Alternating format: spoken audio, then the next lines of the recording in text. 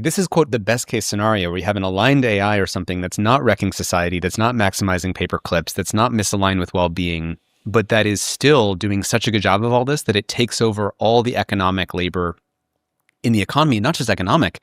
Every company that has a CEO, it's like, well, do I want the CEO to run the company, or if I have a super intelligent AI that can process more information than the CEO and been trained on everything in the history of business?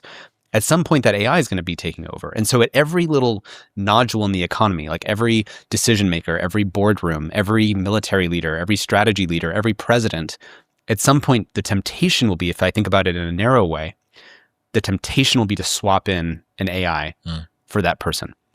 And that leads to what we call the gradual disempowerment scenario, which is the scenario not where like AI wakes up and kills everybody, but that we have gradually lost control as a species because we're outsourcing all the decisions to these alien brains that we installed because they outperform the human brain when you define their role in a narrow way of just like, are they better at generating revenue than the human was? Are they better at generating code than the human programmer I had?